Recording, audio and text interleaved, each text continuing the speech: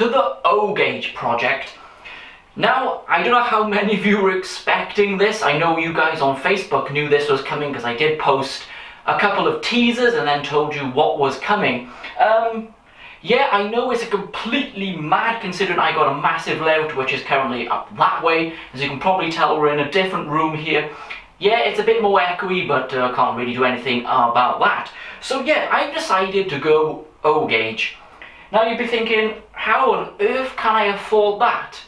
Well, thanks to Dapol, I can do that. You can see one of their logos here, and there's another one just here as well. Now Dapol locomotives are extremely good value for money. A lot of them are not much more than double O-Gauge, so how the heck they've done that, I really don't know. So this is the first video then in the O-Gauge project. Now, before we get really into having a look at the layout and what's going to be going on, now obviously I'm not going to go into it as big as Jubilee Road because I need a house 6 times the size of this, so that is definitely not going to be happening. We've got a simple board here which is not very long. Some of it is just out of shot, but you can see the end of it here, and it's really not going to be very long at all. One simple track along the centre of the board, and as you can see we do have the woodland scenic risers just here, because I don't want the track flat on the board, because that's not very exciting. So we can create a nice embankment along here. Either end there will be a removable fiddle yard, so trains going to shuttle between the two fiddle yards. There might be a small station halt in this area and that kind of stuff. So it's really rather exciting. I never thought in a million years I'd be able to have O-Gauge. I don't know what is going on, but this is going to be a side project, so it won't be like videos every other week on it. I'll be doing work when I can. I'm actually going to start doing more work on it after this video this evening.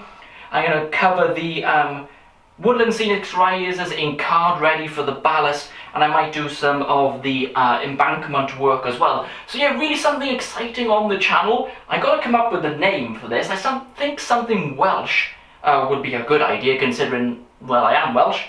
And if you didn't know about that by now, well, yeah, well, you must have been living under a rock. It's a bit obvious by my horrid voice, but I'm sure you guys are used to that by now. So what we're going to do, I'm going to show you a bit closer the layout and the plans I have, and the 2 locomotives sitting here. So, guys, again, welcome to the O-Gauge project. The logos I've already got. Now, this has been in the collection, oh gosh, probably over a year, but I've never really shown it because I wasn't really planning on doing a layout or anything. But this year I've decided, what the heck, and go for it. This is the Dapol 14XX. It's a little shadowy because, well, the lighting's a bit rubbish in this room.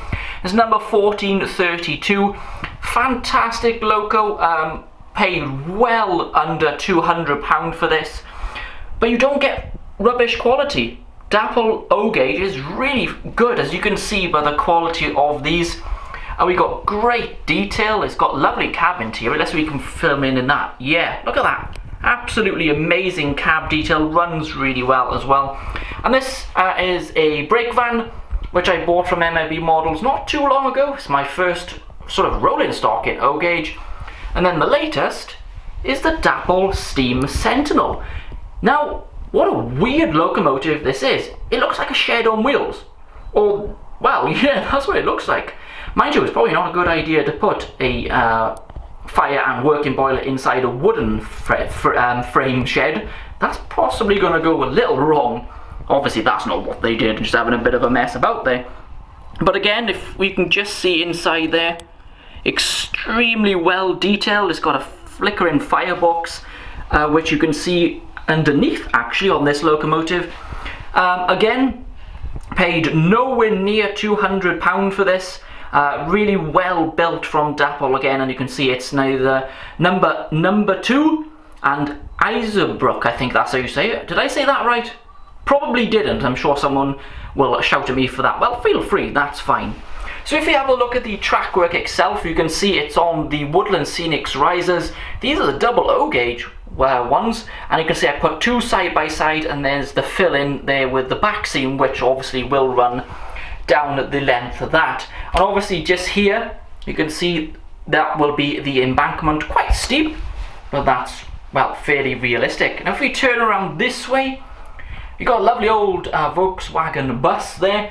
Now these are 1/43 scale, which is about right for O gauge that I'm led to believe, so that will be okay. This will be a bridge, just high enough for sort of a low van or bus like this and cars to go underneath. I just wanted to create some interest with having a bridge, and then it'll go over there and disappear through the back scene. And we come down this area. This will be sort of, again, embankment with fences and possibly trees, all that kind of stuff. And on to the end, just there where it ends, we will be having the removable fiddle yard, same at the other end. So Pico track, I only need 2 pieces and probably 1 in each of the, completely forgot what they're called, fiddle yards, that's the word I'm looking for. But as you can see, it's really nice height difference. Sorry guys, yeah, the lighting's rubbish, we'll have to sort that out for the next installment.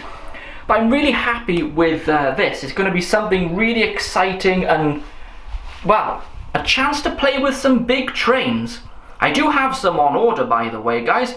We do have a Dapple 121 diesel rail car, which is on order for fantastic value. And believe it or not, a Dapple Class 66 in O gauge, which are less than £300.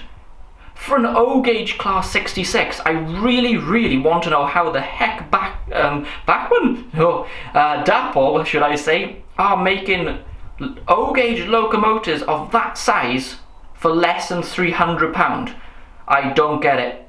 I think an email to them might be a good idea at some point. So this is the O gauge project. Let me know what you think. I'm really interested to hear from you. That's the episode 1 then pretty much over for the O gauge project.